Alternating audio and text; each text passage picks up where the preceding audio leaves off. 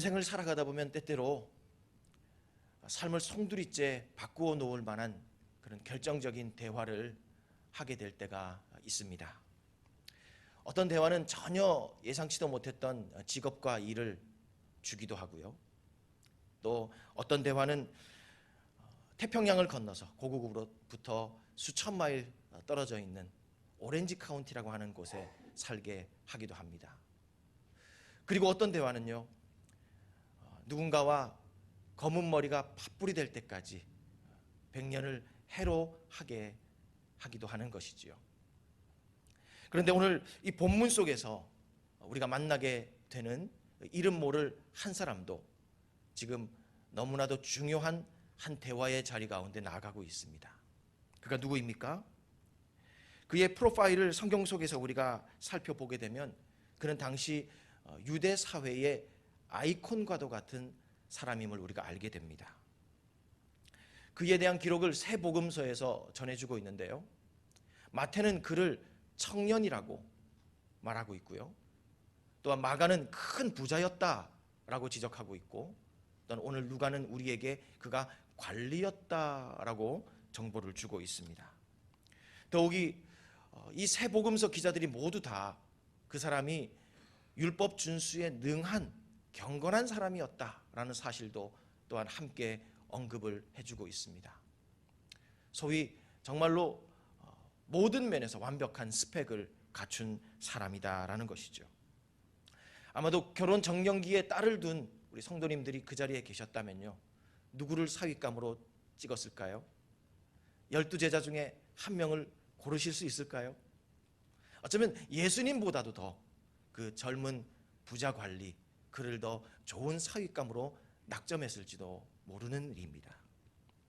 그런데 그 젊은 관리가 예수님과의 대화를 시작하면서 질문 하나를 던집니다. 어떤 질문입니까? 18절에 보니 이렇게 묻고 있지요. 선한 선생님이여, 내가 무엇을 하여야 영생을 얻으리이까? 영생 얻는 방법에 대해서 지금 예수님께 질문을 드리고 있는 것입니다. 여러분, 이 질문의 의미가 무엇일까요? 지금 이 젊은 관리가 이 질문을 하고 있다는 사실은 오늘 우리에게 무엇을 말해주고 있습니까? 그가 아직도 영생을 받아 누리지 못하고 있었다라는 사실을 우리에게 여실히 보여주는 것이지요. 소위 영생 결핍증을 지금 심각하게 앓고 있었던 것입니다.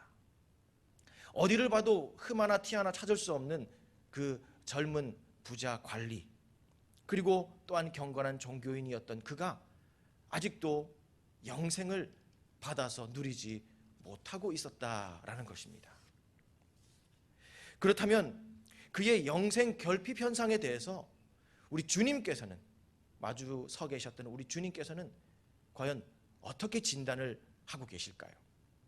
22절에 우리 주님께서 진단을 하고 계시는데요, 이렇게 기록하고 있습니다. 예수께서 이 말을 들으시고 이르시되 내게 아직도 한 가지 부족한 것이 있으니.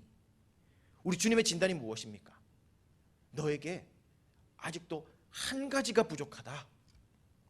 영생을 누리기 위해서 여전히 아직 한 가지가 모자르구나, 그 말씀을 하고 계시는 것입니다. 이 진단이 의미하는 바가 무엇입니까? 여지껏 어린 시절부터 준수해왔던, 열심으로 감당해왔던 그런 율법에 대한 순종이 영생을 받아서 누리게 하는 충분 조건이 되지 못한다라는 사실을 우리 주님께서 일러주고 계시는 것입니다. 율법 속에 있는 하라는 계명, 또 하지 말라는 계명, 이 두 계명 사이를 마치 두 줄 타기 고개사처럼 왔다 갔다 왔다 갔다 하는 그러한 종교 생활로는 영생을 누리기에 부적합하다, 모자르다 라고 지금 말씀하고 계시는 것입니다. 여러분, 실제로 성경 속에는 많은 율법의 계명들이 있습니다. 헤아려 보면요, 613가지의 계명들이 있습니다. 그 중에 하라는 계명은 248가지요, 하지 말라는 계명은 365가지입니다. 그런데 바로 이 두 사이를 왔다 갔다 하는 그러한 신앙생활, 그런 종교생활로는 그것이 온전한 신앙의 생활이라 할 수 없을 뿐만 아니라 풍성한 영생을 누릴 수 없다라는 사실을 우리 주님께서 지금 못 받고 계시는 것입니다. 이 사실은 오늘 우리에게도 중요한 의미를 줍니다. 또한 중요한 도전을 주고 있습니다. 만일 우리들도 신앙생활을 해가면서 하라는 명령과 하지 말라는 명령 사이만을 왔다 갔다 하고 있다면 우리 역시도 풍성한 영생을 지금 누리지 못하고 있는 사람일 수 있다는 겁니다. 영생 결핍증 환자일 수 있다는 것이죠. 여러분, 신앙생활 해가면서 여러분을 이끌어가는 것이 무엇입니까? 이것은 해야 되는데, 이것은 하지 말아야 되는데, 늘 이 두 계명이 우리를 앞에서 이끌어가고 있습니까?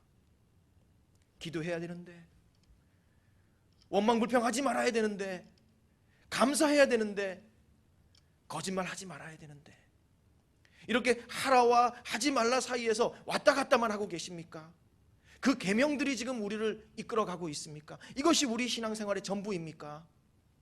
그렇다면 우리 역시도 영생 결핍증을 심각하게 앓고 있다는 겁니다. 이게 전부가 아니라는 것입니다. 우리 주님은 진단하십니다. 부족한 것이 아직도 있구나. 한 가지가 부족하구나. 우리에게도 동일하게 진단하신다는 것입니다. 그런데 감사하게도 이 말씀은요, 우리 모두에게 또한 소망이 되는 말씀입니다. 사실 우리 중에 누구가 이 하라는 계명과 하지 말라는 계명 다 지켜낼 수가 있겠습니까? 우리 모두 이 계명을 순종하는 일에 실패투성이의 사람들입니다. 그런데 우리 주님께서 뭐라고 말씀하십니까?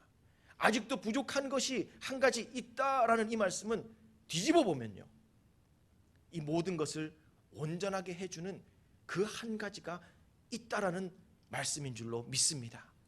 소망이 생기는 것이죠.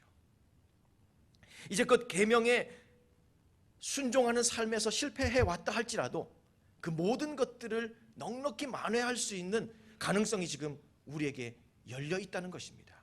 그것이 무엇일까요? 그 온전하게 하는 그 하나가 무엇입니까? 우리 주님의 처방이 이제 나오고 있습니다. 22절 하반절인데요, 우리 주님께서 그 젊은 관리에게 어떤 처방전을 써주고 계십니까? 내게 있는 것을 다 팔아 가난한 자들에게 나누어 주라, 그렇게 말씀하십니다. 이게 우리 주님의 처방전입니다. 영생 결핍증에 대한 처방은 이것입니다. 내게 있는 것을 다 팔아라, 그리고 가난한 자들에게 주라. 여러분, 주님께서 지금 요구하고 계시는 이 말씀이 무슨 내용입니까? 나의 것을 남에게 다 주고 그저 빈털터리가 되어라, 그 말씀을 하시는 것일까요? 그렇지 않습니다. 여기에서 우리 주님께서 팔아라 라고 말씀하시는 이 명령 안에 담겨있는 속마음이 더 중요합니다. 팔다 라는 이 표현은요, 폴레오라고 하는 헬라어 동사인데 무언가를 매매한다, 또한 교환한다, 그런 말입니다. 여러분, 우리가 어떤 경우에 무언가를 매매하고 교환하게 됩니까? 적어도 내가 가지고 있는 것보다 지금 얻으려 하는 것이 더 낫다, 더 가치 있다 라고 하는 그런 깨달음이 있고 그런 가치 판단이 일어날 때에 우리는 드디어 매매하고 교환을 하게 되는 것입니다. 바로 우리 주님께서 이 젊은 관리에게 이것을 요구하고 계십니다. 정말로 참된 영생을 받아 누리기를 원하느냐? 그렇다면 네가 지금 가지고 있는 모든 것들에 대한 가치를 새롭게 인식해야 된다. 너의 가치 체계가 달라져야 한다. 그리고 이 모든 것들보다 더 나은 무언가가 있다는 사실을 내가 깨달아야 된다. 그 말씀을 하시고자 지금 너의 모든 것을 다 팔아라, 그렇게 말씀하시는 것입니다. 그렇다면 사랑하는 여러분, 우리 주님께서 무엇을 위해서 이 모든 것들을 지금 대가로 여기며 다 팔아라, 그렇게 말씀하신 것일까요? 이 모든 것들을 다 팔아서 결국 얻어야 될 그 한 가지가 무엇입니까? 22절 마지막 부분에 나와 있습니다. 그리고 와서 나를 따르라. 그리고 와서 나를 따르라. 그에게 있는 모든 것들을 대가로 지불해서 마침내 얻어야 될 그 한 가지는 다름 아니라 너 앞에 서 있는 바로 나, 예수 그리스도,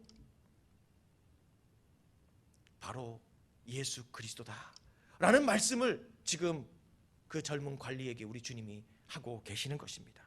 모든 것을 대가로 들여서 예수 그리스도를 얻고 그 예수 그리스도를 따라가는 그런 삶을 살 때 진정으로 한 걸음 한 걸음 우리는 영생을 누릴 수 있고 영생을 만끽할 수 있다는 사실을 지금 우리 주님께서 일러주고 계시는 것입니다. 바로 이것이 그 젊은 관리에게 부족했던 한 가지였습니다. 영생을 얻어서 저 천성에서만 아니라 이 땅에서도 풍족히 누릴 수 있는 비책은 613가지의 율법의 계명이 아니었던 것이죠. 바로 예수 그리스도 한 분, 그분을 붙잡고 따라가면 이 모든 것들이 완전해질 수 있는 것이었음을 지금 예수께서 말씀해 주고 계시는 것입니다. 여러분, 우리도 잘 알고 있습니다. 100개를 소유하고 있어도 늘 아쉽고 생각나는 그 한 개가 있는 반면에 또한 한 개만을 가지고 있는데도 100개가 도무지 부럽지 않는 그런 경우들도 있지요. 바로 우리 주님을 얻고 우리 주님을 따라가는 것, 그것이 바로 놀라운 그 하나요, 또한 위대한 그 하나인 것을 여러분 믿으시기를 바랍니다. 그런 의미에서 우리 주님은요, 마스터키라고 할 수 있습니다. 모든 문을 다 딸 수 있는 그런 마스터키 말입니다. 613개의 율법 조항의 열쇠들이 열 수 없었던 바로 그 영생의 문을 우리 예수 그리스도라고 하는 이 열쇠 하나로 넉넉히 열어 젖힐 수가 있기 때문인 것이죠. 사랑하는 여러분, 삶의 모든 자리에서 정말로 풍성한 영생을 누리며 살기를 원하십니까? 그렇다면 더 이상 율법의 열쇠들을 여러분 뒤적거리지 마시기를 바랍니다. 마스터키를 잡으시기를 바랍니다. 오직 믿음의 주요 온전케 하시는 예수 그리스도를 바라보는 것입니다. 그리고 질문하는 것이죠. What would Jesus do? 예수님이라면 지금 이 상황에서 어떻게 하셨을까? 그 질문을 던지는 것입니다. 그리고 그 질문을 잡는 것입니다. 그 질문을 따라서 한 걸음 한 걸음 내디뎌 가는 것이죠. 바로 이것이 우리의 삶의 자리를 영생으로 충만한 그런 삶의 자리로 만들어가는 우리 주님의 비방이며 비책인 것을 오늘도 우리에게 일러주고 계시는 것입니다.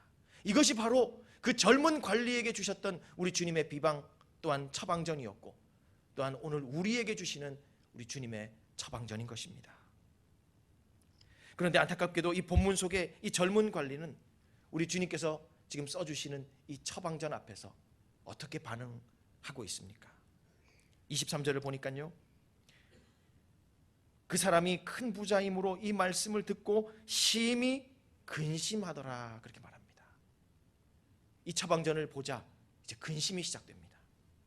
마태복음 19장 22절에 보면요, 이 말씀을 듣고 근심하며 가니라, 그렇게 기록하고 있습니다.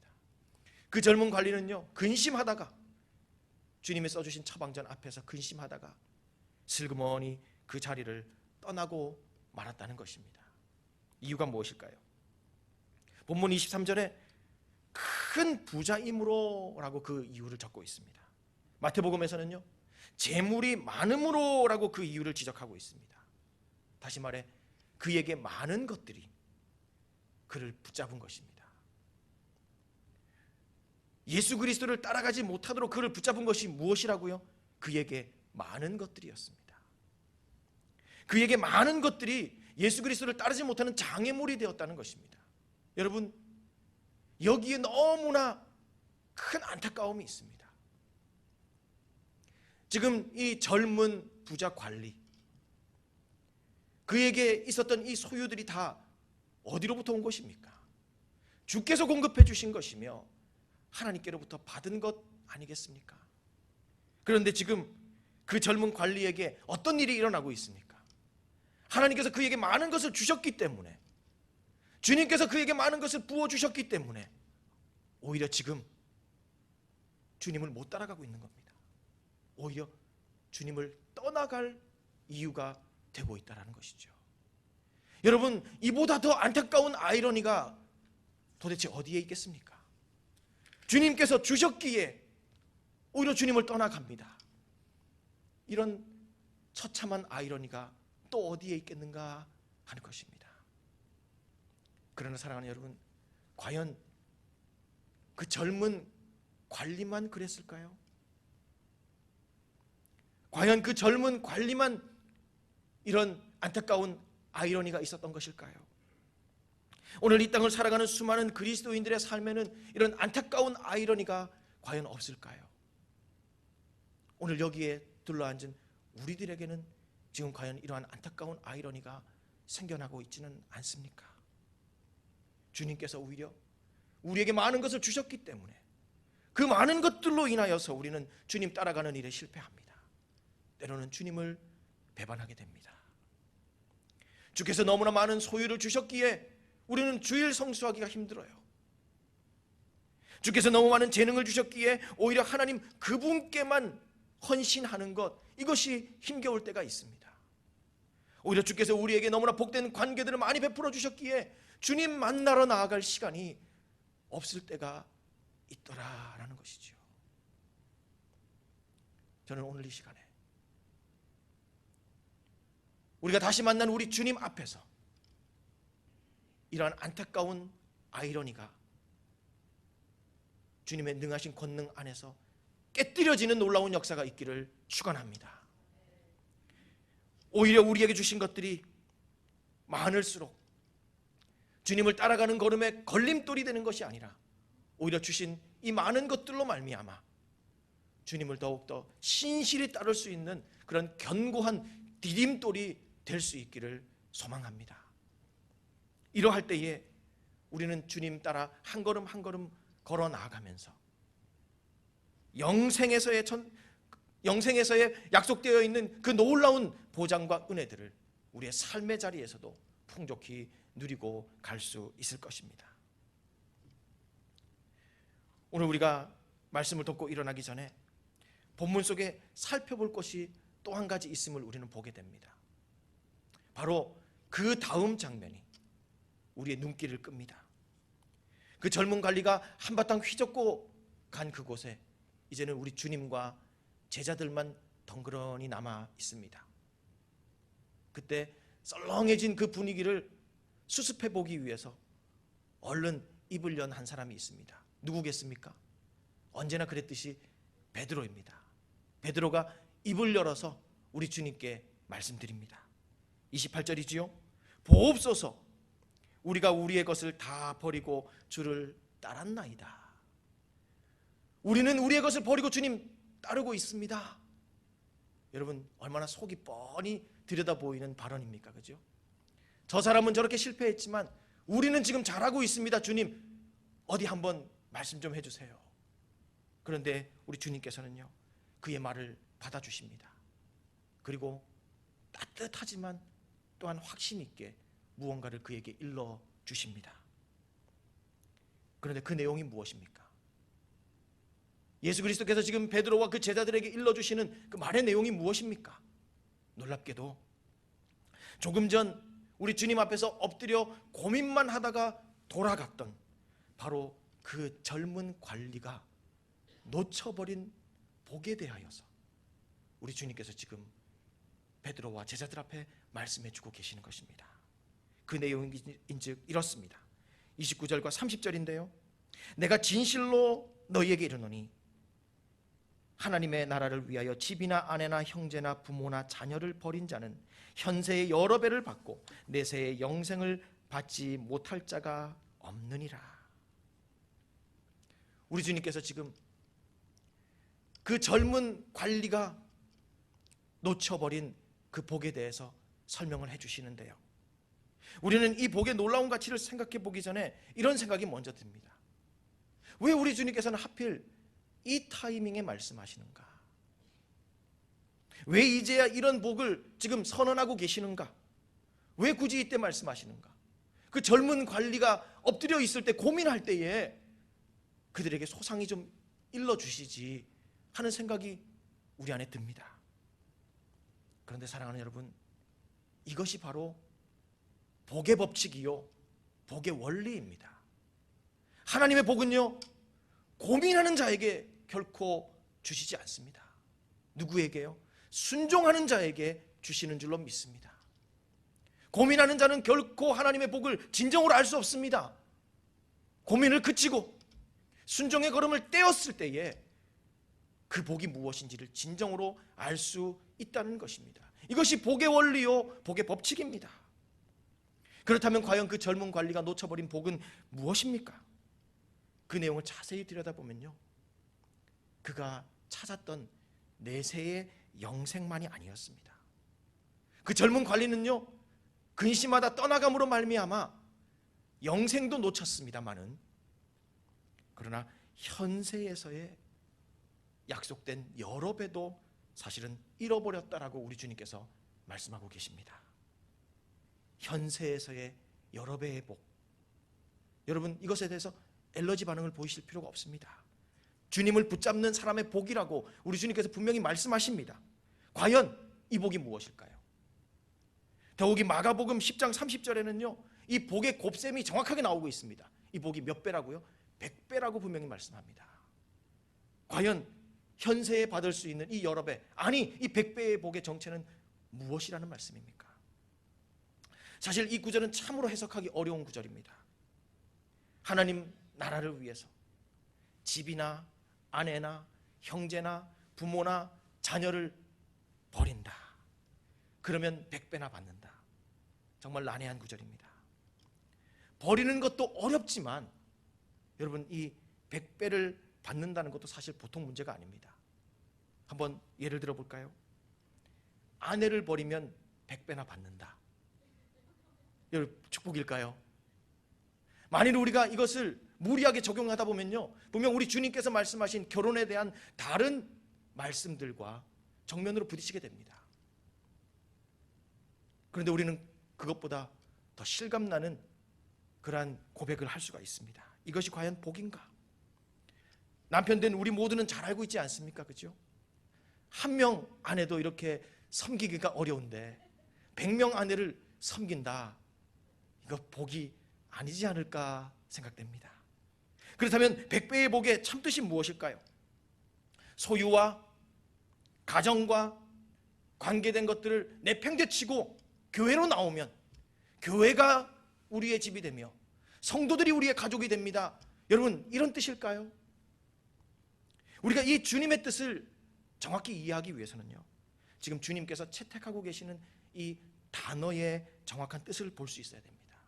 오늘 이 말씀을 보니 받는다 그렇게 말씀하셨죠. 받다라는 단어인데 개역 개정 성경에는 그저 받고라고 기록했지만 사실 원문은 다른 해석을 우리에게 요구하고 있습니다. 대개 신약 성경에서는 이 받다라는 뜻을 쓸 때 람바노라고 하는 그런 동사를 쓰는데요, 이 본문에서는 다른 단어가 쓰였어요. 아포 람바노. 이 람바나라는 동사 앞에 아포라고 하는 전치사가 붙었습니다. 그래서 뜻이 어떻게 되는가 하면요, 도로 받는다, 되돌려 받는다 라고 하는 뜻이 된다는 겁니다. 번역을 그렇게 했어야 됐습니다. 여러분 이 단어의 의미를 좀 더 풍성히 이해하려면요, 우리가 이 단어가 다른 문맥에서 어떻게 사용되었는가를 한번 살펴보면 됩니다. 본문에서 그리 멀지 않은 이 누가복음 15장 25절에 이 단어가 쓰여졌습니다. 찾아보실 필요는 없습니다. 탕자의 비유입니다. 돌아온 탕자를 앞에다 두고 아버지가 눈물과 감격에 겨워서 내어놓는 말 중에 이 단어가 들어갔습니다. 내가 잃었다가 다시 얻었노라. 다시 얻었노라 라는 바로 이 표현이 바로 아폴람바노인 것입니다. 누가는 지금 동일선상에서 이 의미를 사용하고 있는 것입니다. 하나님 나라를 위하여서 주님과 복음을 위하여서 집과 아내와 형제와 부모와 자녀를 버리면 100배나 받게 된다라는 이 말씀은요, 이 여러 배 혹은 이 100배의 복이 다른 대상으로부터 오는 것이 아니라 바로 그 원래의 그 대상, 원래의 그 대상으로부터 오는데 전보다 더 놀라운 가치로 회복되어 있는 의미와 형태로 우리에게 안기어 온다라는 바로 그 말씀인 것을 여러분 믿으시기를 바랍니다. 성경에 좋은 예가 있죠. 실제로 이러한 경험을 한 제자가 하나 있습니다. 바로 지금 예수님 앞에서 이 말씀을 올렸던 베드로 자신입니다. 여러분, 베드로는요, 오늘 우리 주님께서 이 젊은 관리에게 나를 따르라 한 그 부름을 듣자마자 모든 것을 버리고 정말로 따라갔습니다. 집을 내팽개 쳤어요. 집에서 난리가 났겠죠. 장모님은 급기야 어떻게 됩니까? 열병으로 드러눕습니다. 전문적인 의학 용어로는 화병이지요. 화병으로 장모님은 드러 누웠습니다. 그런데 제자 베드로의 스토리가 거기서 끝이 나던가요? 예수 그리스도를 따라가던 베드로가 예수님과 함께 바로 집으로 돌아오는 날이 있습니다. 어떤 일이 일어납니까? 장모가 그 열병으로부터 나음을 입습니다. 또한 더 나아가서 그 장모는요, 예수 그리스도를 수종드는 삶을 살게 됩니다. 베드로에게 집의 의미가 달라진 것이죠. 예수 그리스도께서 통치하시고 예수 그리스도를 섬기는 집이 되어버린 것입니다. 그의 장모의 의미가 달라졌어요. 예전에는 겨우 삼계탕 정도나 끓여주셨던 장모님이셨겠지만은 이제는요, 예수 그리스도를 함께 수종드는 장모님이 되어 계시더라는 것입니다. 나중 사도 바울의 고백을 우리가 참고해 보면요, 게바 곧 베드로는 그의 아내와 함께 복음 전도의 여행을 함께 감당했다는 사실들도 우리는 알게 됩니다. 아내의 의미가, 아내의 가치가 달라진 것이지요. 바로 이것이 우리가 진심으로 하나님 나라를 향해 나아가고 또한 주와 복음을 위하여 따라 나아가는 삶을 살 때 우리가 대가로 지불하는 모든 것들 안에서 일어나는 그러한 100배의 복인 것을 여러분 확신하시기를 바랍니다. 베드로에게만 이런 일들이 일어나는 것이 아니죠. 오늘 우리에게도 동일한 이 100배의 복이 일어날 수 있습니다.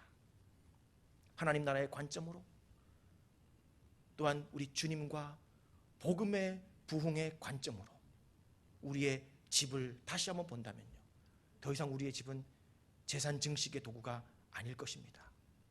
하나님 나라를 위해서 신실히 섬기는 우리 모든 가족들의 피난처요, 충전소라고 하는 그런 의미로 우리의 집을 되돌려 받게 된다는 것이지요. 또한 하나님 나라의 관점으로 우리의 직업을 이해한다면 겨우 한 달의 생활비를 벌어오는 어쩔 수 없는 방도가 아닙니다. 하나님 나라의 전초기지요, 내게 주신 이 사명을 펼쳐갈 수 있는 교두보로 우리의 직장의 의미가 이제는 100배가 되어서 되돌려질 수 있다는 것입니다.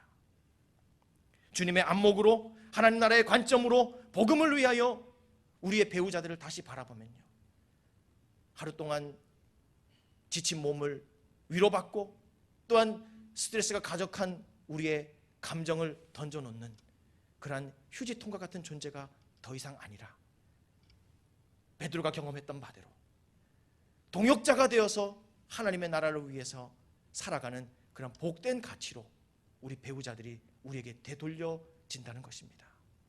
우리의 자녀들을 하나님 나라의 관점으로, 주와 복음의 관점으로 우리가 다시 한번 바라보고 내어드린다면 이들은 우리가 이루지 못했던 일들을 대신해주는 대리만족의 도구가 아니요, 그 자체로 하나님 나라의 왕같은 제사장이라는 사실로 우리가 다시 한번 되돌려 받게 된다는 것입니다.